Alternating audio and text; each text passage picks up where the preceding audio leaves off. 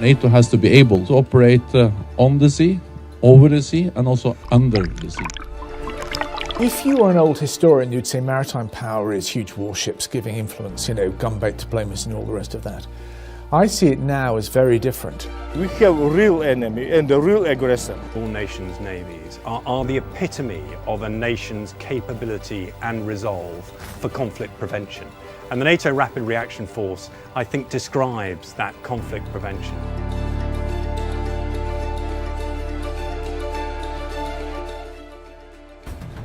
From mine clearance to defence from ballistic missiles, from humanitarian response to counter-piracy, NATO's maritime power provides some of the most mobile and flexible response to crises.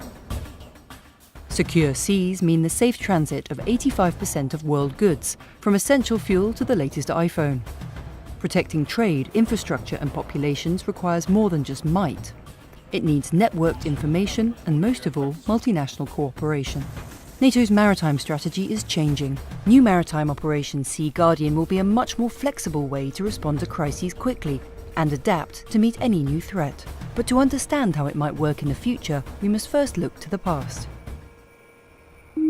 Operation Sea Guardian builds on two of NATO's largest and most successful maritime operations: Anti-Piracy Operation Ocean Shield in the Horn of Africa and Anti-Terrorism Operation Active Endeavour in the Mediterranean. They've both demonstrated years of capable networked intelligence sharing that has almost eradicated the danger to merchant shipping in these areas. Merchant vessel Pollux, this is NATO warship Foxtrot 220 calling you channel 16, over. In the Mediterranean Sea, multinational ships have been conducting the maritime equivalent of checkpoints since 2001, challenging shipping to prove they are who they say they are, helping to prevent illegal shipping and trafficking, which could fund criminal networks, including terrorism. We're part of a task group of 5 or 6 different ships, and we've all been given an area to search and patrol for terrorist activity and any other suspicious goings-on in the area. So we'll close the contact to within 5 nautical miles, and once we have it visually, we can determine how it compares to its AIS status. So if it says it's 150 metres and it's quite clearly 300, we know that there's a discrepancy there. Reporting back to NATO's Maritime Command, the Maritime Operations Centre crunch up to 8,000 signals from ships a day to build up an overview of shipping. Working closely with the NATO Shipping Centre, NATO's global picture is a powerful tool that was called upon in early 2016 when Germany, Greece and Turkey reached out to NATO for help in the migration crisis. The whole region of Mediterranean has changed last year with all the Arab Spring movements, the instability coming from the Middle East. That adds up to several factors contributing to the increased risk in the situation, in the security environment within the Med. NATO can help in a lot of ways, firstly in terms of resources, in terms of bringing ships to the Aegean, and also just having a presence there is in itself a disincentive for smugglers. Supporting the European Union border agency Frontex and Greek and Turkish authorities, NATO helps to build up a picture of what's happening in the Aegean, conducting reconnaissance, monitoring and surveillance of illegal crossings. There has to be real-time information exchange between the two operations, because you have a Frontex operation Poseidon, which is already in place operating in Greek waters. And the big advantage about the NATO operation is that it can operate in Turkish waters, which is something that Frontex can't do. When I see some people who is very desperate and who is in pain, it pains me very much, and also I am very proud of, as a commander of the ship, to support the people and to reduce the number of loss of life at sea. The mission in the Aegean tapped into a long history of NATO maritime expertise of building up what's known as a recognised maritime picture. With so much raw information available, today's networked maritime intelligence represents a quantum leap in surveillance capacity over just a few years ago, meaning that we can compare in real time transmitted data to database information in order to validate names of ships, their registry numbers, cargo, and recent and upcoming ports of call. If you think in the Mediterranean, there are 900 organisations that are building a maritime picture. All of them, for one reason or another, are keeping it to themselves rather than sharing it. Now, if I can get them to share 5% of their information and intelligence, and each one of them does it, and I turn it around and make sense of it using my team here properly, and then sell it back to NATO, NATO will have a massively different picture than they've ever had before. I suddenly start to get a bit of a 360 view that is helpful for everybody. NATO's core maritime strength is divided into 4 multinational standing maritime groups that are ready to respond to any tasking. With years of focus on land-based campaigns, these groups are finding a new lease of life as attention turns back to the seas. NATO, quite frankly, has been focused on Afghanistan, rightly so, for the last decade or so, and we've now got to restore a broader contingent capability within NATO.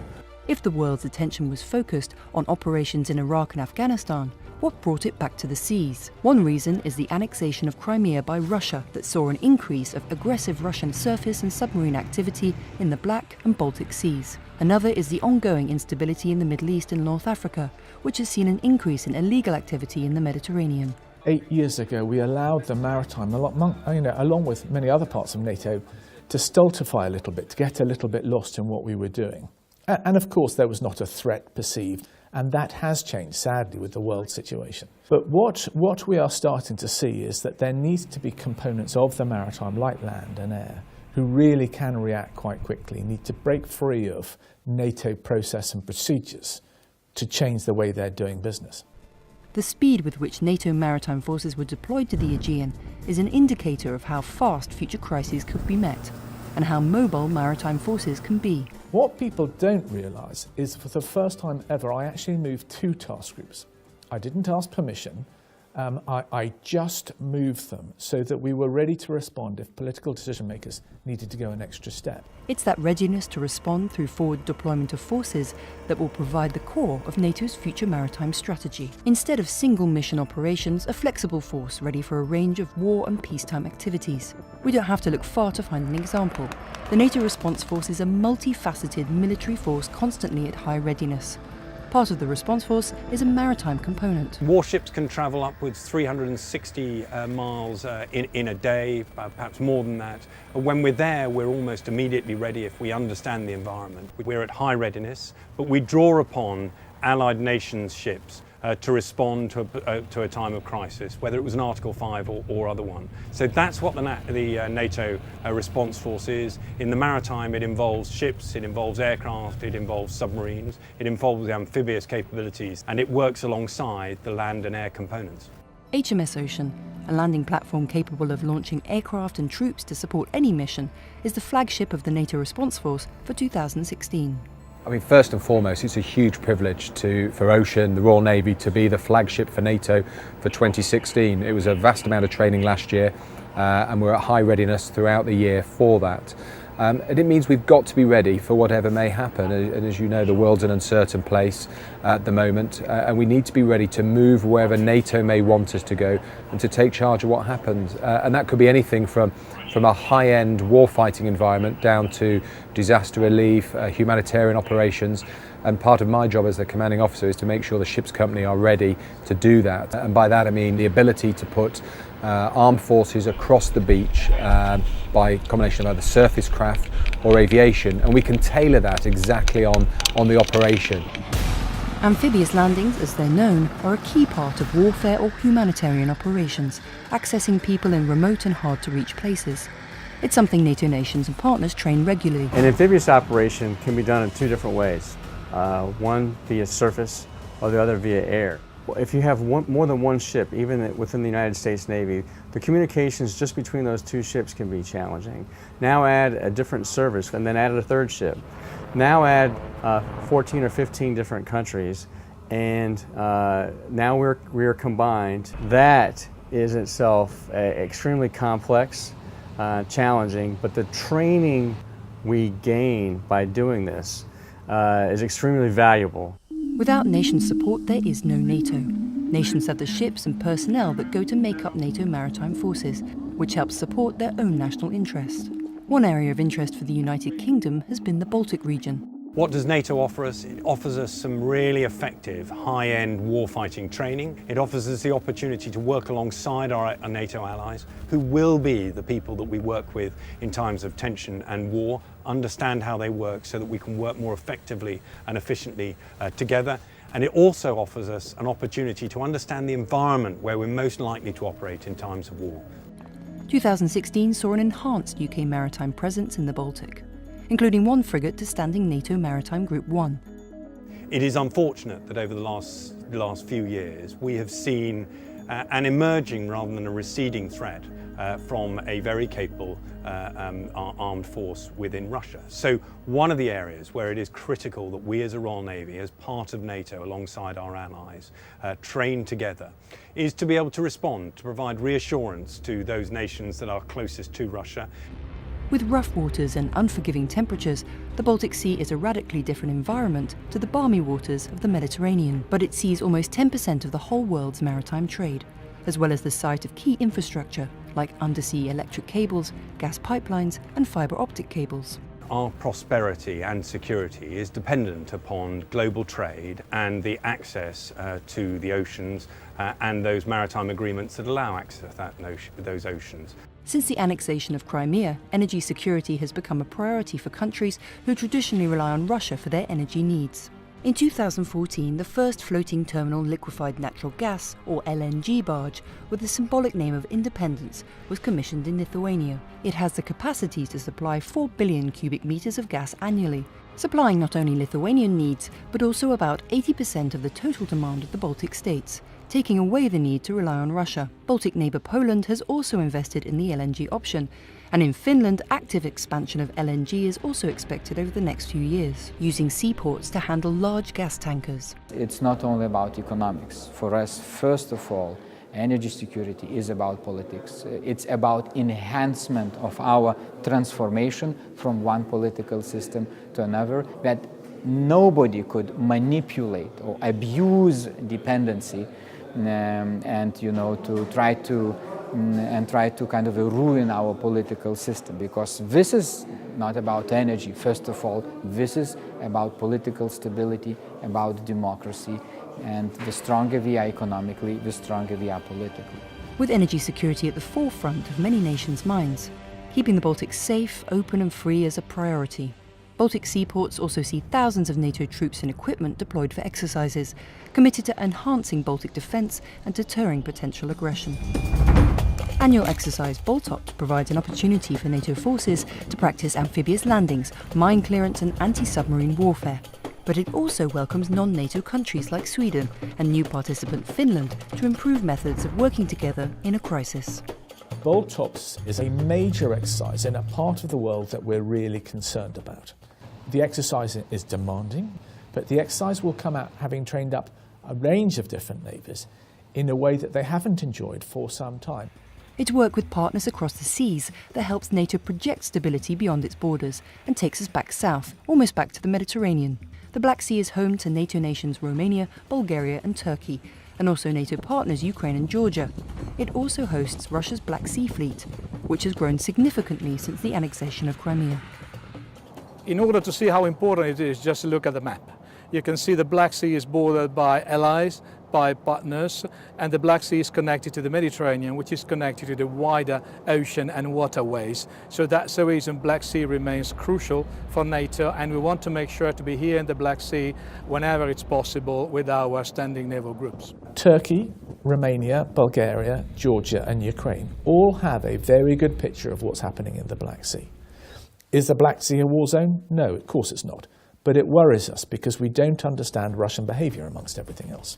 Georgia, a NATO partner, has no dedicated navy and relies on a small coast guard to protect its coastlines. 20% of its territory has been occupied by Russia since 2008. Georgia is a littoral country. We have sea, and it means that we have threat from sea also. After occupation of Crimea, this military and military-political balance in Black Sea absolutely changed. Black Sea countries need additional and other kind of security measures and security formats. And I think that in that case, Georgia can play quite significant role for this security format. Part of NATO's assistance package to Georgia is helping to improve their naval defence. Standing maritime groups, including ships from Black Sea neighbours, have started making increased port visits in the area and helping the Georgian Coast Guards improve their patrols. Of course, Russia springs to our own attention because it's a very close neighbour of NATO. It's not the only one. There are many others, above all ranging eastward, if you want. They are all investing heavily into modern and capable maritime assets. One of these threats is the proliferation of ballistic missiles by countries in the southeast. Ships form an essential part of NATO's ballistic missile defence. Here at a demonstration off the coast of Scotland, US Aegis ships intercept a missile tracked by powerful radar mounted on a Dutch ship. The Aegis ships, stationed at Rota, Spain, are capable of being deployed anywhere in the world to counter the threat of missiles being launched from an increasingly unstable Middle East. But NATO's not just a military alliance. It invests in maritime scientific research. At the Centre for Maritime Research and Experimentation in La Spezia, Italy, scientists are testing underwater drones that can map the seabed, helping ships to move freely. They're also developing a network between drones, like a kind of underwater internet, that will allow ships to draw live feeds from the bottom of the sea. Unmanned vehicles, robotics, sensor networks can be applied to deliver new capabilities that were impossible before, or to do traditional missions in ways that are less expensive or less risky.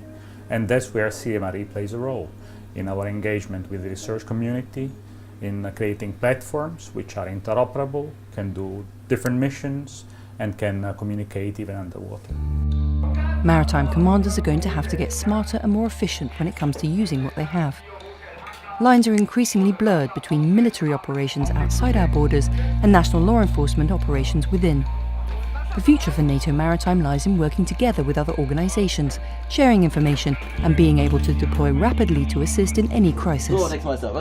Maritime capabilities, if you just compare with land, sometimes even air, their own characteristic is every investment is a very long-term investment. So you cannot just make it happen in months when the necessity arises. You have to be ready years in advance with the planning, with the right capabilities at sea, and you have to have the right mix of them. Theatre anti-submarine warfare and anti-submarine warfare in the round is one I think we need to polish back, and we're doing that very aggressively. There are new weapon systems and new tactics and procedures that other people are using, whether you're Russia or Daesh, which we need to get on top of and get ahead of. So where might NATO be headed in the future? I think the Aegean activity was a real illustration of where we may be going. There was great concern over the movement of people and going through Turkey into Greece. That was raw, hard politics and nothing to do with me. But once they made the decision, we moved a task group in 18 hours and had a task group on the ground doing its business within 24 hours. Whatever the threat or crisis, NATO needs to be ready, but the main challenge is knowing what that threat might be. While NATO navies must maintain their traditional naval mission capabilities, intelligence gathering and sharing, and high readiness and flexibility are skills far more adaptable to future threats than would be a torpedo or an anti-ship cruise missile. In the meantime, NATO's maritime community will continue to perfect the tactics to make the maritime environment as unwelcoming as possible to those who would disrupt safe and free seas. I think the threat is coming closer and closer to our backyard. When people can see film footage of Russian submarines fitted with very powerful missile systems heading down the North Sea and heading into the Mediterranean and into the Black Sea, that worries them, and it needs to worry them. You can detect how people are happy that when this kind of ships and this kind of NATO visitors coming. It means that we continue moving right direction, and our interoperability with NATO it's become more and more deeper and wider. What NATO has to be is relevant. We have to determine our role in that, noting that we don't own the solutions entirely militarily, but we can certainly contribute to them.